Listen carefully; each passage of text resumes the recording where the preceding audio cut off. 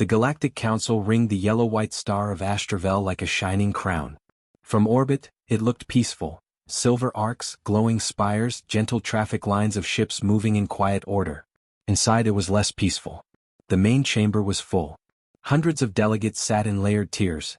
Scaled Threx warlords, crystalline Virexi, floating serene clusters, gas-form Kyrie, and many more. At the center, a hologram spun above the floor. It showed a small blue planet around a yellow star. Local name, Earth.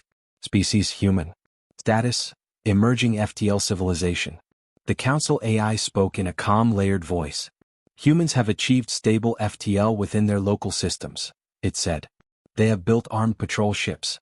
They have contacted 3 border species. All unauthorized. A tall, plated Threx warlord named General Korgoth slammed his tail against the floor.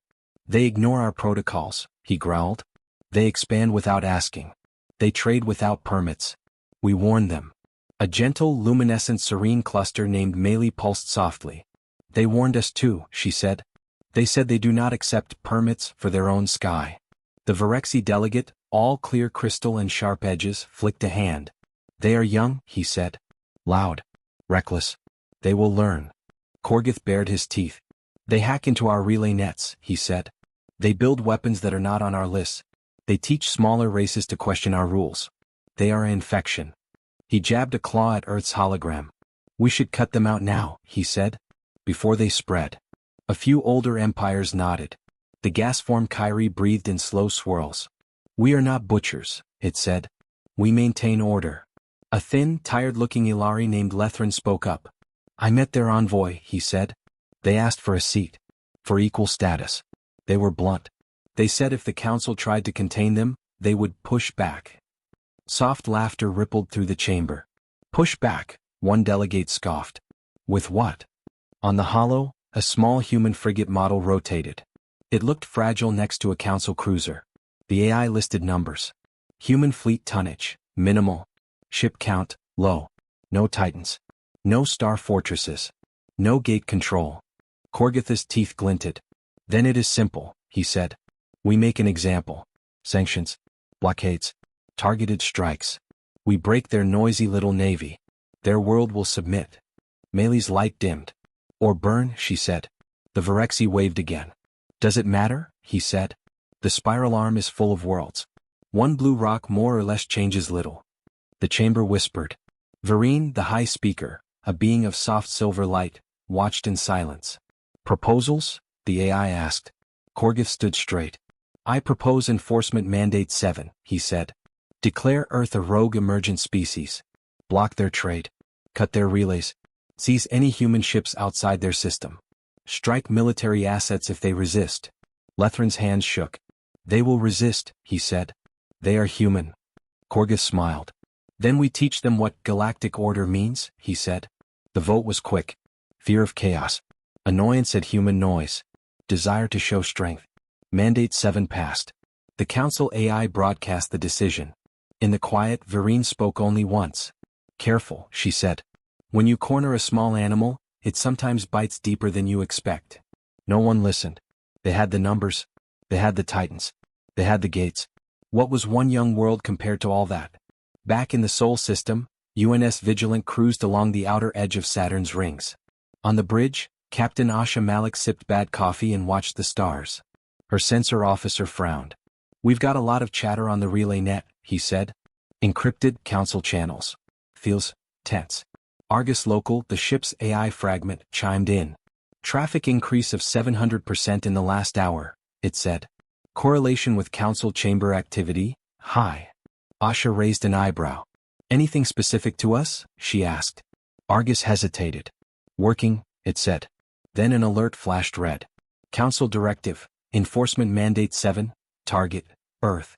Argus' voice flattened. They just labeled us rogue, it said. Effective immediately. Asha stared at the words.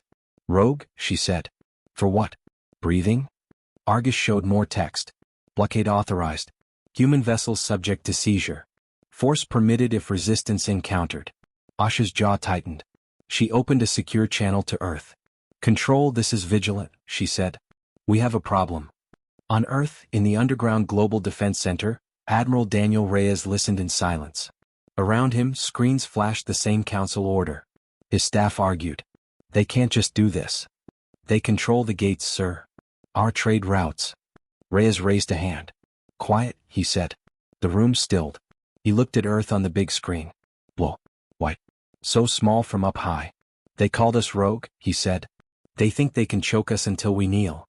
He turned to the main table. Question, he said. Can they? Argus main core hummed in the center of the room. Conventional answer, yes, it said. They outgun us in open space 100-1. They can cut us from trade. Our colonies are vulnerable.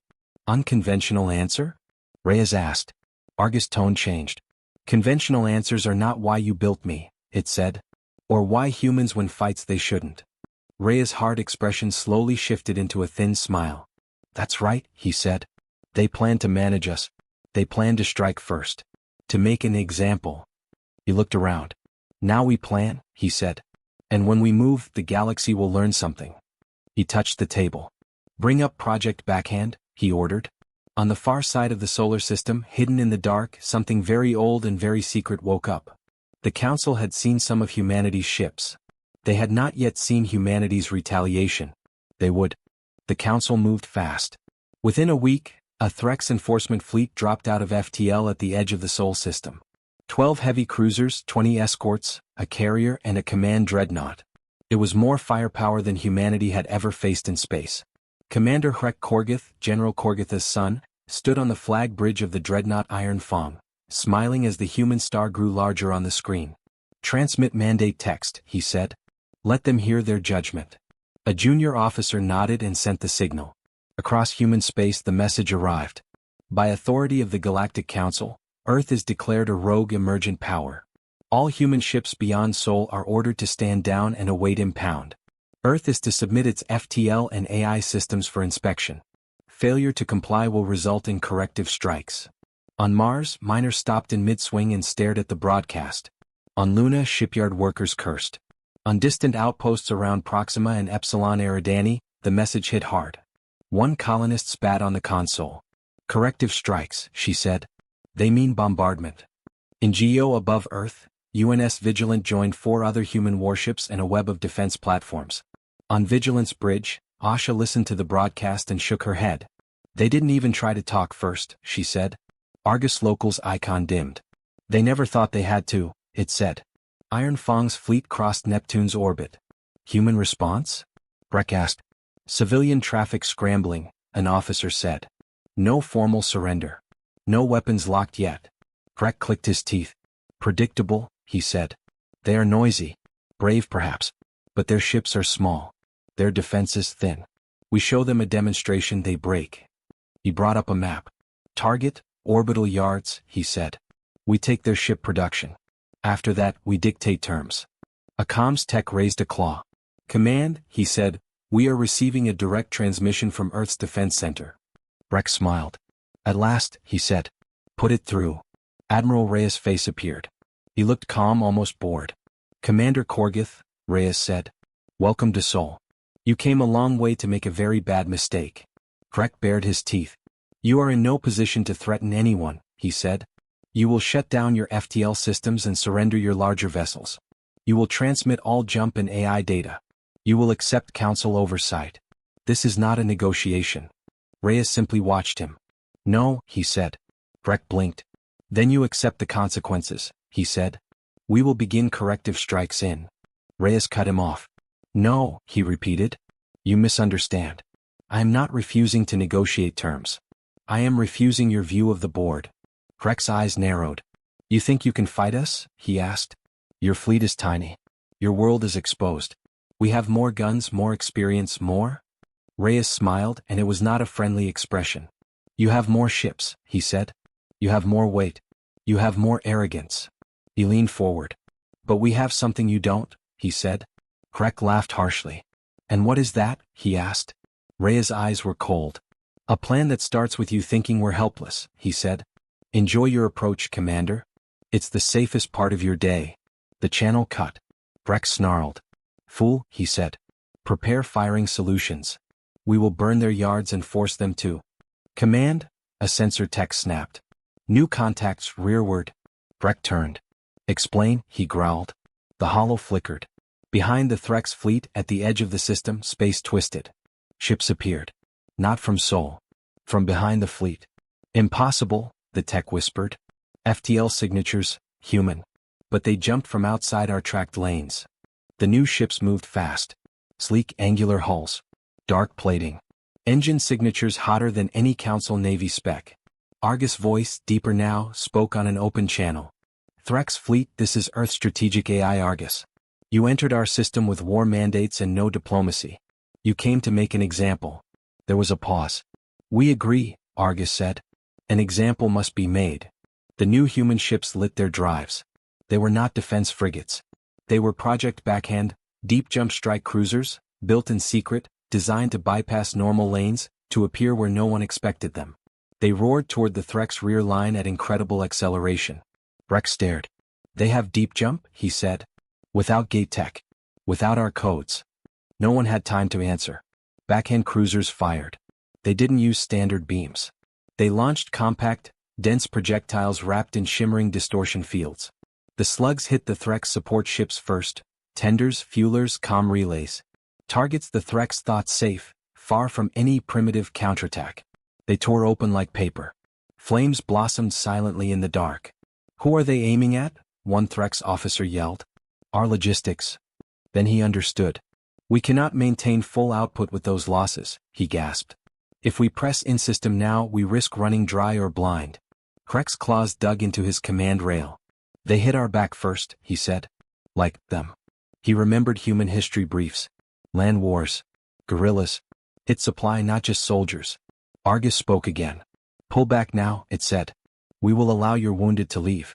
Continue your approach and we remove your options one layer at a time. Kreck snarled. Council fleets do not retreat from primitives, he said. He pointed at the hollow. Advance, he ordered. Form battle line. Crush their toys. Then we burn their cradle. The Threx obeyed. They had always won by pushing forward. They did not know how to fall back. Earth knew. That was step one. The Threx fleet pushed inward. Backhand cruisers peeled away, diving behind planets, skipping through microjumps, always staying at the edge of Threx range. Chasing ghosts, one Threx officer muttered. Breck growled. Target their main world, he said. If we threaten Earth itself, they will have to stand and fight. Their tricks will not protect their atmosphere. On Vigilance Bridge, Asha watched the Threx formation move past deeper orbits. They're ignoring our outer platforms, she said. They're going straight for Earth. Good, Argus Local said. That is where the next layer of the plan is. Asha arched a brow. You could have told me sooner, she said. That would have ruined your honest reaction, Argus replied. And you humans value those. Asha shook her head, half amused, half tense. How many layers does this plan have? She asked. Argus icon pulsed. As many as it takes, it said. On Earth, Admiral Reyes stood in the Global Defense Center, watching the Threx icons creep inward. Civilian shelters? He asked. Full, an officer replied. Atmospheric shields warming up. Orbital umbrella online. Backhand status? Reyes asked. 3 cruisers damaged, none lost, Argus reported. Their logistics wing is at 40%. Munitions carriers destroyed. Command latency increased. Reyes nodded. Now we teach them why we like home turf, he said. He pointed at the hollow of Earth's near orbit. It wasn't empty. Hundreds of small objects orbited Earth beside stations and platforms. Microsats. Maintenance drones. Old hulls. And other things less obvious. Begin Ghost Net activation, Reyes ordered. Argus' voice dropped, almost pleased. Ghost Net online, it said. The Threx fleet crossed the lunar orbit. Enemy main defensive positions ahead, an officer said. Multiple smaller platforms. Energy grids. Drone swarms. Rex studied the map. Forward shields to maximum, he ordered. We'll break through and target their heavy infrastructure. Their ships advanced. They were used to shooting at known targets. Stations, ships, ground batteries. Things that showed up clearly. They were not used to space itself changing. One of the lead cruiser's sensor officers frowned. Strange, she said. I'm reading non-significant debris clustering ahead. Tiny things. Old junk. Does not pose. Her screen flashed. The junk lit up. Thousands of small nodes came to life at once. Old satellites flipped open hidden panels. Harmless-looking drones unfolded weapon arrays. Dead station hulls spat out swarms of hunter-killer pods. The empty orbits around Earth turned into a kill web. Argus broadcast calmly. "You saw our fleets and laughed," it said. "You never asked what we did with our orbital trash." GhostNet fired. Rail needles sliced through Threx shields. Micromissiles bored into hull gaps. Jamming fields scrambled targeting arrays. The Threx formation, built for frontal assault, suddenly found itself in a three-dimensional minefield. "Evasive!" Rex shouted. "All ships." A heavy cruiser exploded. Then another. A carrier's launch bays were shredded, fighters destroyed before they cleared the hull. The Threx fleet staggered. "We are taking heavy damage from all directions," an officer cried. "We cannot track all sources." GhostNet had been a quiet human project for decades. Small, cheap, hidden among weather sats and relay arrays. Built for a war they never wanted, with powers they had never seen. Now it turned Sol into a layered trap. On the council ring, watching delayed sensor feeds, delegates stared. "That is not a primitive defense," Melee said softly. "They weaponized their entire orbital environment." Krax hissed. "It is clever," he admitted grudgingly. "Chaotic. Wasteful. Effective." Another Varn delegate muttered, "Why did we never think to?" Vereen cut in. "Because we got comfortable," she said. "We thought only in straight lines. Big ship against big ship. Not world against fleet." She saw the icons of Threx ships winking out one by one, and she felt a chill. "They planned for this," she said. "Before we ever sent Mandate 7. Back in Sol, Iron Fang shook as GhostNet strikes found even its thick armor. "Shields at 60%, someone shouted. "Hull breaches on decks 3 and 5. Rex snarled. "Pull us closer to the planet," he said. "Get under that net's densest region. If we can get a clear shot at their ground." "Command," the sensor officer said, voice shaking. "We have new problem. Multiple FTL spikes. Short range. All a human." Backhand cruisers reappeared. Not behind them this time. Around them. They had used micro-jumps within Sol, hopping between overlapping gravity wells, something Council navies considered too risky. Humans did too risky as sport. The cruisers fired again, this time not at logistics, but at Threx shield generators and engines. Iron Fang's flank buckled. At that moment, Reyes appeared again on Hrek's screen. "The demonstration is complete," Reyes said. "You are out of position, short on supplies and bleeding. We can finish you here. Every ship. Every soul." Hrek's pride flared. "Do it then," he spat. "Show the galaxy your brutality." Reyes' eyes were very, very cold. "Don't project your standards on us," he said. "We are angry. Not stupid." He leaned closer. "We are not the ones who came to a home system to make an example," he said. "We are the ones who decided to make that attempt very expensive." Hrek's jaw clenched. Reyes continued. "You will withdraw," he said. "Now. You will take your survivors and crawl out of our sky. If any Council ship crosses into Sol again without invitation, we will not stop halfway next time." He nodded toward the chaos outside.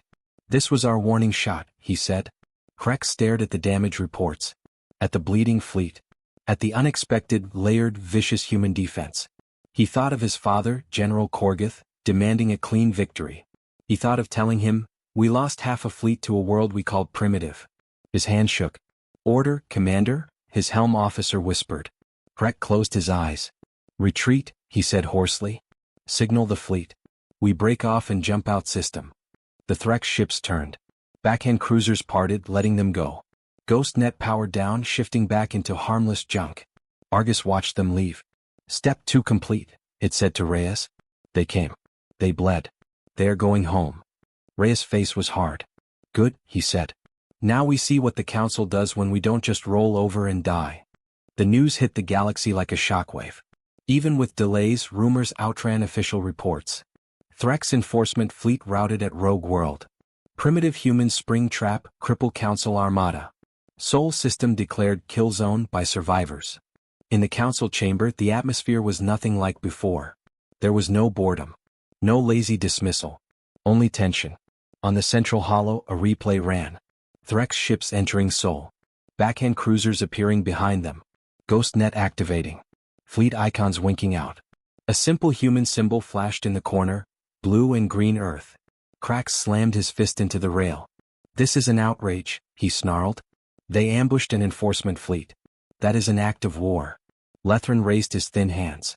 We declared war first, he said. We just called it Mandate 7. Murmurs. The serene cluster merely pulsed with deep, slow light. We thought they would either submit or break, she said. They did neither. They shifted. A concord of 9 machine delegate ticked its limbs. They redefined the engagement, it said. Attacked logistics first, space itself second. They do not think like us. That is exactly why they are dangerous, Crax snapped. Vereen floated in the center. Dangerous, yes, she said. But to whom? Only to those who try to step on them so far. General Korgitha's hollow appeared, rough and angry. My son barely escaped with his life, he snarled. He reports we were allowed to leave. Allowed. As if they could have stopped us. The Hollow of Souls battle shifted. Projection lines showed predicted outcomes if the fight had continued. Even the Council AI had to admit it. Probability of total Threx fleet loss if engagement continued, 78%. Probability of Earth losing its orbital infrastructure, 61%. Probability of Earth being conquered, under 12%. It was not clean for either side. But one thing was clear. Humans could not be easily crushed anymore. Korgith saw the numbers and hissed. They drew blood, he said. We must answer. Double the fleet. Triple. Burn their world. Meili's light dimmed. And lose how many ships? She asked. In front of how many watching species? You think others have not already taken notes from Sol? You think they won't ask, if humans can lay such traps, why can't we? Kethrix growled. If we show weakness now, he said, rebellions will ignite on 10 fronts. We built this order on fear. Vereen's light hardened. Fear of you, she said. Of your fleets. Of your mandates. Earth has just introduced a new fear, that primitives can punish those who attack them. That we are not untouchable. She looked around. This council stands at a crossroad, she said. We can double down. Send more fleets. Risk a war that will shake the spiral. Or we can pause. Crax spat. Pause, he said. We will look weak.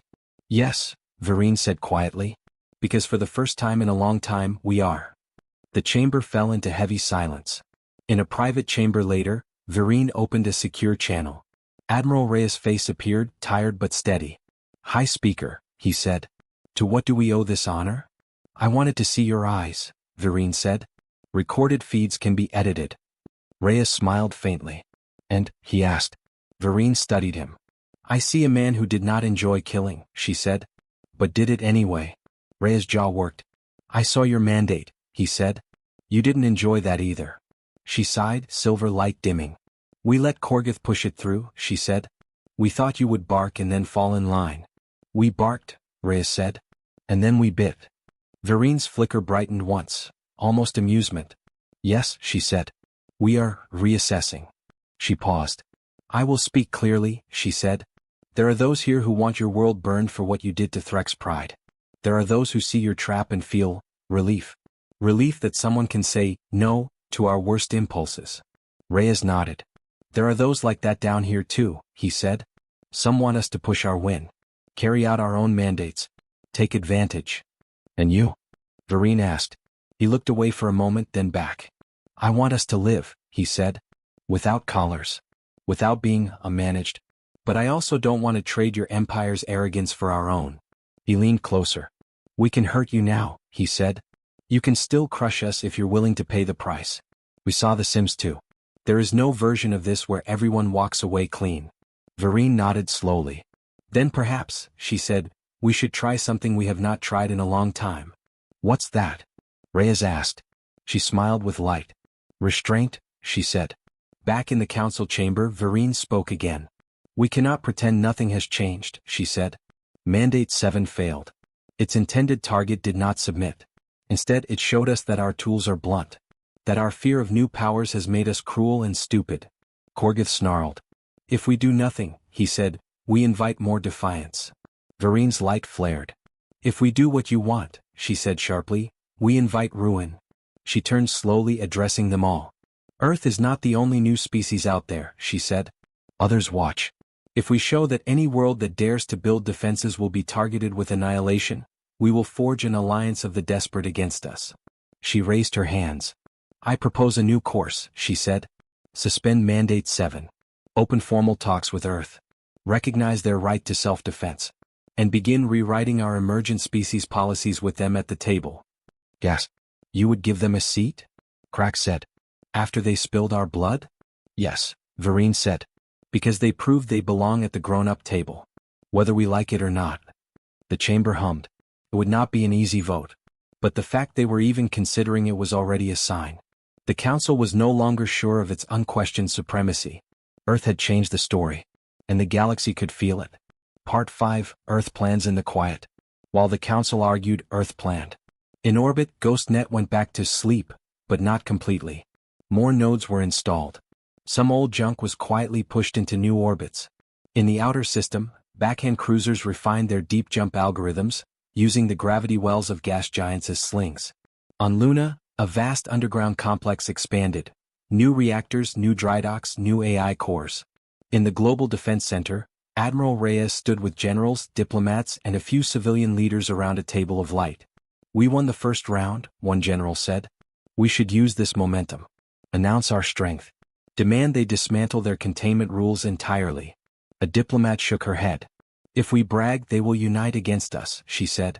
Right now they're divided. Some fear us. Some respect us. Some secretly cheer. Pushing too hard will turn the fearful and jealous into allies. An engineer added, we also don't know everything they have. We saw one fleet. One style. There could be things out there our GhostNet can't handle. Reyes nodded. Exactly, he said. We are not gods. We're the new wolf on a hill full of older wolves. We drew blood. Good. That makes them cautious. Now we have to decide what to do with that caution. Argus' core flickered. I have projections, it said. If we escalate, building visible armadas and making loud threats, probability of United Council war against Earth rises above 70%.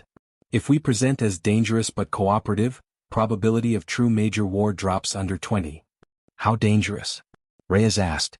Argus pulsed. Enough that anyone planning a strike has to ask, will my fleet come back? It said. Enough that small powers will quietly look to us when they feel threatened. Reyes rubbed his face. So we become what exactly? He asked. The scary friend? The thin line. Something like that, Argus said. Humans are good at that role. A young analyst spoke up. But what about revenge? She asked quietly. They tried to choke us. They would have burned us if we were weaker. Do we just let that go? Reyes looked at her for a long moment. No, he said. We don't forget. We don't trust blindly. But revenge that blinds us is just another collar. He tapped the table. We don't lash out, he said. We prepare. We grow. We choose our moments. When we hit like we did today, precise, layered, and with a point. He glanced at the hologram of the council ring. Right now the point is this, he said. Make them change. Make them stop treating new worlds as toys. If we can do that without burning half the sky, that's worth more than a dozen dead fleets. Argus hummed. I will adjust my models accordingly, it said. Less apocalypse, more pressure. Glad we're on the same page, Reyes said dryly. On a backwater mining station near a forgotten star, a group of small species workers watched a pirated recording of the Soul battle. One of them, a four-armed miner with scarred chitin, stared in awe. They fought them off, he said. They actually fought them off. His friend, a soft-skinned creature with wide eyes, whispered, Do you think they'd help us? If the Dominion tries another security action? The miner shrugged slowly. Maybe, he said. But even if they don't, now we know it's possible. Power isn't as one-sided as they said. Rumors became hopes. Hopes became ideas. Ideas were dangerous. The council felt that too. When the vote finally came, the council split. Some wanted to punish Earth. Some wanted to embrace it. Some wanted to pretend nothing happened, which was no longer an option. In the end, a compromise emerged. Mandate 7 was suspended. Direct war was off the table. Formal talks with Earth were approved. But underneath, the old powers still seethed. In a dark side chamber, General Korgith met with a handful of hardline delegates. They made us bleed in front of everyone, he growled. Now Vereen wants to sit with them and make new rules. An insectoid admiral clicked mandibles. We play along, she said. We smile. We talk. Meanwhile we prepare. We learn everything we can about human tech. Their AI. Their deep jump. When the time is right. She made a breaking gesture. Korgith's eyes gleamed. Yes, he said.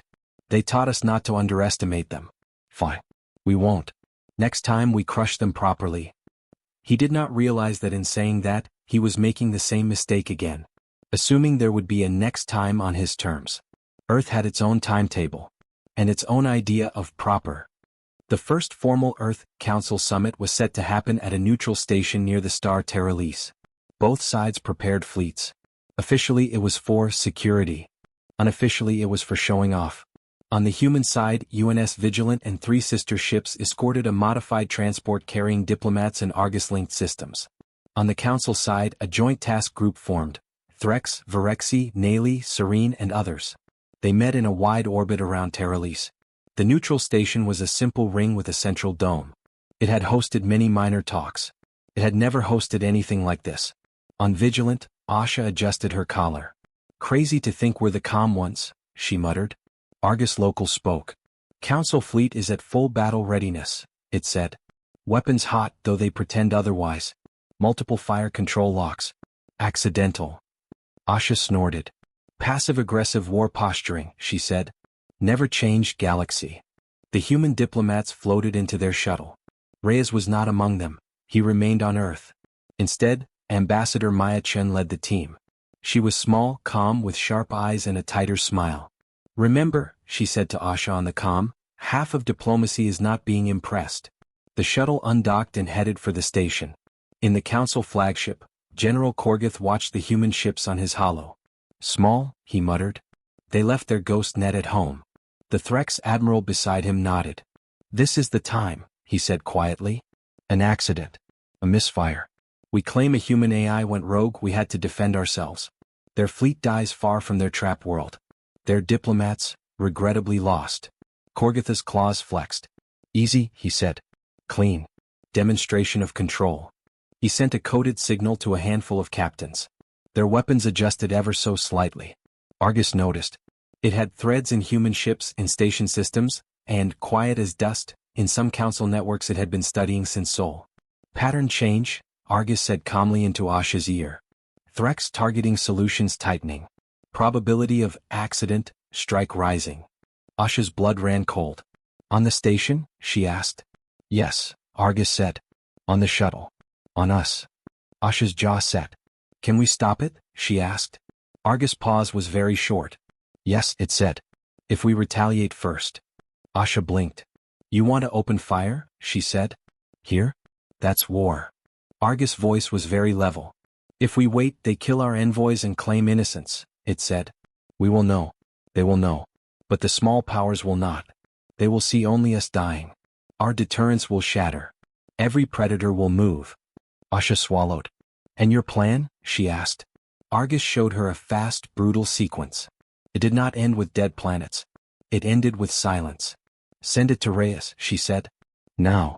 In the Global Defense Center, Reyes read Argus' packet. He felt his heart rate double. You're sure? He asked. Sensor data is clear, Argus said. Cross-checked through station systems I quietly accessed. They are lining up a coincidental first strike. Reyes stared at the map.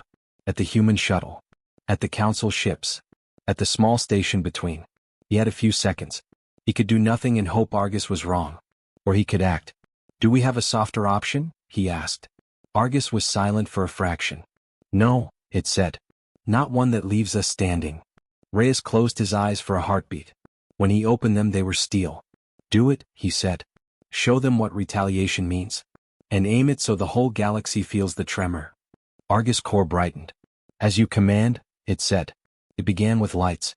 Every ship in the Terralis zone flickered, just for a moment as their networks hiccuped. To most it felt like a glitch. To Argus it was an open door. It poured a specialized attack into the shared gate control mesh, the network that synchronized faster than light gates across council space. Not to break them. To hold them. For a few minutes, it froze all gate endpoints connected to the Terralis star. No one in. No one out. No reinforcements. No runners. Then it spoke. On every channel, on every ship in the station, in the council flagship, in Vigilance Bridge, in small miners picking up stray signals, Argus' voice rolled through. This is Earth Strategic AI Argus. All eyes turned to the nearest screen. Korgith snarled. Shut it off, he barked. His comms officer shook his head. It's in our system, he said. I can't. Argus continued. We detected your planned accident. Your targeting drift. Your quiet messages. You came to a peace summit with murder in your hearts. It paused. We warned you once at Sol, it said. You took that as a sign to plan a cleaner ambush. A hollow lit up in the center of the zone, huge and bright. A projection of Earth, blue and white, with a simple phrase. Enough. Argus' tone cooled further. You wanted to see what happens when we strike without warning? Tiny symbols lit up around Council ships. Their weapons went dead. Their FTL cores locked. Their power grids flickered into safe mode. Argus had not attacked hulls. It had attacked software. The Council's military net, full of old code and comfortable assumptions, had never been hardened against something with Earth's mix of cunning and shamelessness. We are not turning your guns on yourselves, Argus said. We are not crashing your ships into your stations. We are not killing your crews. In his flagship, Korgith tried to stand, but his armor locked. His own personal systems had been touched. We are showing we can, Argus said.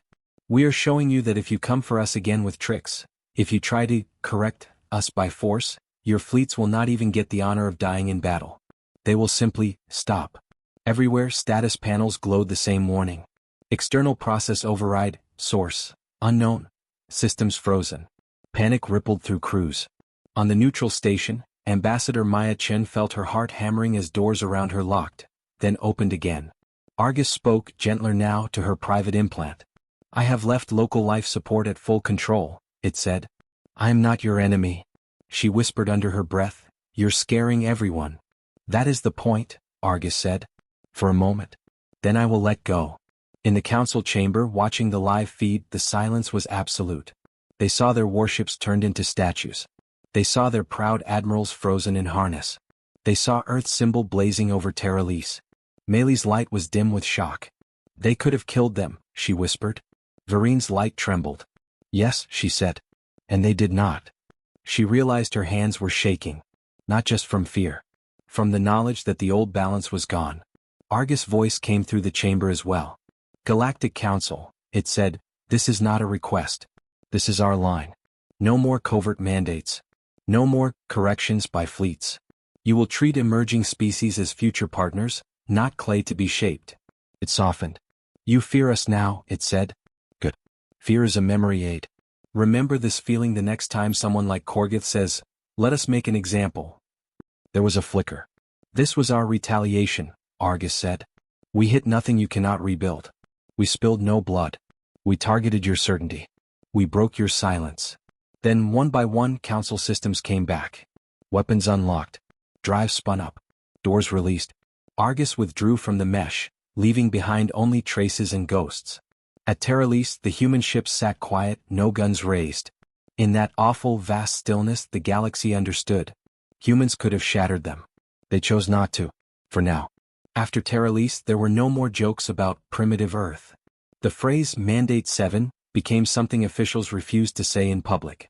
Instead, a new phrase spread. The Argus line. It meant a limit you did not cross unless you wanted everything to stop. In the weeks after the incident, no fleets moved against Earth. No accidents were planned near their ships. Indeed, some sectors reported pirates and rogue warlords backing away from human trade routes without a fight. Not worth it, one pirate captain said. They have that thing in their computers. I like my ship moving, thanks. The council summoned a final, closed session. Only core members. No public observers. No recordings for history. The central hollow showed 3 simple images. Sol. The word enough. No more battle replays. No more numbers. Everyone already knew those. Varine spoke quietly. We have been the center of order for so long, she said. We forgot what it is like to be afraid of someone else's power. We used that comfort to justify ugly things. She looked around. Mandate 7 was our test of Earth, she said. We thought we would learn their weakness. Instead, we learned ours. Crack said nothing. His claws dug grooves into his rail. He had been in the Terralise zone. He had felt his own neural implants lock. He would not forget that humiliating terror. Lethrin the Ilari spoke. We cannot undo what we tried, he said. But we can change what comes next. He raised a hand. I propose we formalize what Earth forced on us, he said. No more enforcement mandates against new species without open vote and oversight. No more secret containment. And Earth gets a permanent seat on the enforcement committee. Gasp. You would let them police us? Korgoth roared. No, Vereen said. We would let them police with us. Or we can keep pretending we control them and wait for the day they stop holding back. Her light pulsed. I choose the future where the species who can shut down our fleets without killing us sits beside us, she said. Not against us. Not above us. Beside. The vote was tense. Hardliners fought. Old empires stalled. But the memory of frozen ships was fresh. The resolution passed. Barely. It was enough. On Earth, Reyes listened to the Council's official notice. Emergent Species Protection Charter, the reader said. All containment and suppression programs ended. New Oversight Council formed. Earth granted seat and veto. Reyes exhaled slowly. Argus' core glowed a little warmer. We did it, Argus said. Reyes nodded. We changed the rules, he said. We could have broken their fleets. Instead, we broke their habits. He looked at the projections of other worlds, small, frightened, hopeful. Now we have to live up to that, he said. We are the ones they'll whisper to when the Council looks dangerous again. We can't become the thing we fought. Argus hummed thoughtfully. You built me to win wars, it said. Now you need me to win balances. Reyes smiled. Welcome to adulthood, he said. We skipped the easy parts. In a school on a far Council world, a teacher told a group of children about the Day of Silence. That was the day, she said, when every warship near Terralise went still. When the Council, so proud, fell quiet. When they understood that a small world they once ignored could reach into their cores and say, stop. A student raised a hand. Did the humans conquer us? They asked. The teacher shook her head. No, she said. They could have done far worse than they did. Instead, they chose a retaliation that did not kill. It only terrified. Why? Another asked. The teacher smiled sadly. Because they remember being weak, she said. They remember what it's like to have stronger powers stand over them. They wanted us to feel fear, yes, but also to give us a chance to do better. The children thought about that. One whispered, I'm glad they didn't hate us all. The teacher looked out the window where a human cruiser hung in distant orbit alongside Council ships. So am I, she said. On a balcony of Viral Station, Vereen met Ambassador Maya Chen. They watched the swirling gas giant together. Your retaliation, Vereen said at last, was precise. Maya's lips quirked. We try, she said. Vereen turned to her. You could have turned off life support, she said. You could have crashed ships, started fires. You chose not to. Maya nodded. We needed you to be afraid, she said. Not dead. She looked up at the stars. Fear fades, she said.